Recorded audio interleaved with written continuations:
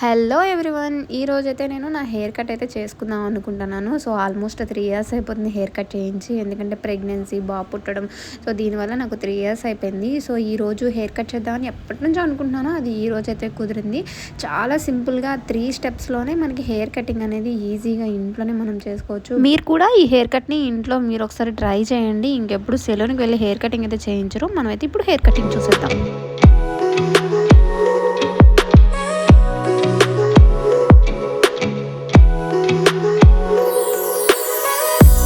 Hair అంతా ఫ్రంట్కి వేసుకొని మన చెవి ఏదైతే ఉందో దానికి మిడిల్కి అనమాట, చెవి కరెక్ట్గా స్ట్రైట్గా తీసుకొని మనం రబ్బర్ బ్యాండ్ పెట్టేసుకొని టై చేసుకోవాలి.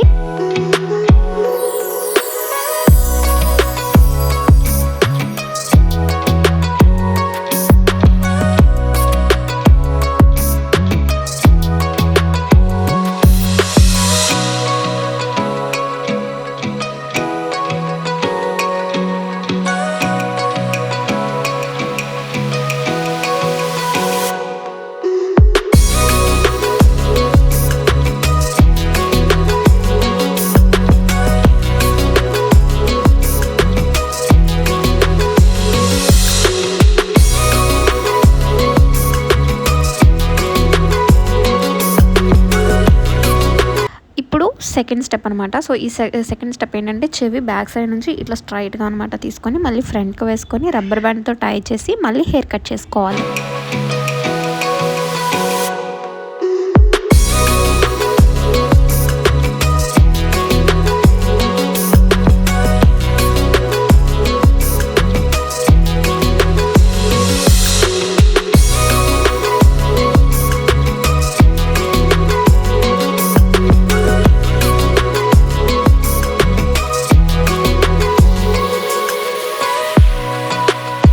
థర్డ్ స్టెప్ అనమాట. థర్డ్ స్టెప్ ఏంటంటే మనకి ఐబ్రోస్ ఉంటుంది కదా, ఐబ్రోస్ ఎండింగ్, అటు ఎండింగ్ ఇటు ఎండింగ్ మనం తీసుకోవాలన్నమాట. ఈ వీ షేప్లో తీసుకొని మనం హెయిర్ని మళ్ళీ ఫ్రంట్కి వేసి రబ్బర్ బ్యాండ్తో టై చేస్తే మనకి ఏంటంటే హెయిర్ కటింగ్ అనేది కరెక్ట్గా వస్తుంది.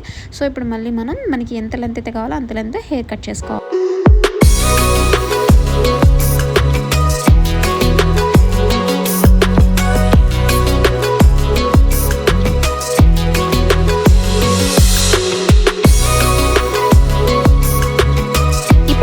మళ్ళీ మిడిల్కి తీసుకొని 2 భాగాలుగా చేసుకొని మనం ఇప్పుడు హెయిర్ కట్ చేసాం కదా, సో అది పైనుండి కిందకి అది స్టెప్ కట్ చేసాం కాబట్టి 2 అటు సైడ్ ఇటు సైడ్ కరెక్ట్గా ఉందో లేదో లెంత్ అనేది చెక్ చేసుకొని మళ్ళీ ఎక్స్ట్రాస్ ఏమైనా ఉంటే జస్ట్ ఊరికే పైన కట్ చేసుకుంటే సరిపోతుంది. అంతేనండి, చాలా సింపుల్గా 3 స్టెప్స్లో మనకి హెయిర్ కటింగ్ అనేది స్టెప్ కటింగ్ అయితే మనం ఇంట్లోనే చాలా ఈజీగా చేసేసుకోవచ్చు.